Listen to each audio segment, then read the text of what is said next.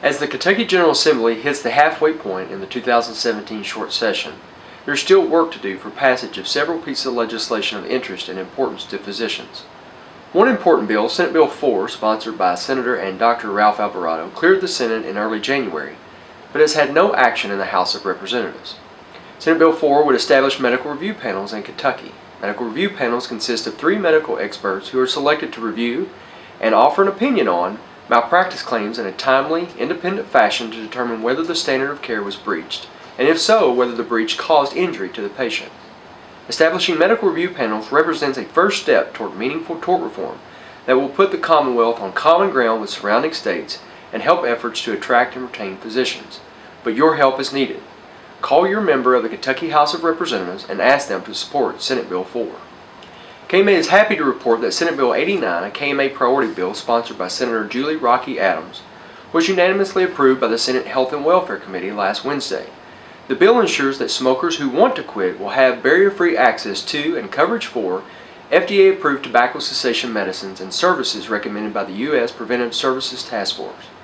The measure proceeds to the Senate floor for full consideration.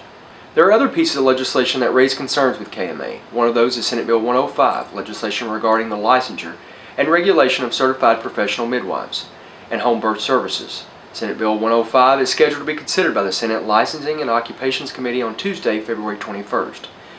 Given the complicated nature of childbirth and the out-of-hospital setting in which CPMs propose to operate, important safeguards are needed to ensure that quality services are provided to women desiring to utilize a CPM for a home birth.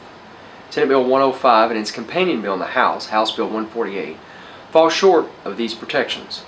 KMA is opposed to this legislation in its current form because the bill, among other reasons, does not prohibit CPMs from assisting with certain high-risk births in an out-of-hospital setting, does not require CPMs to have a collaborative relationship with a more experienced healthcare provider, and does not require CPMs to have a transfer agreement with a birthing hospital for appropriate backup in the event of an emergency. Call your senators and ask them to oppose Senate Bill 105 until stronger safeguards are put in place.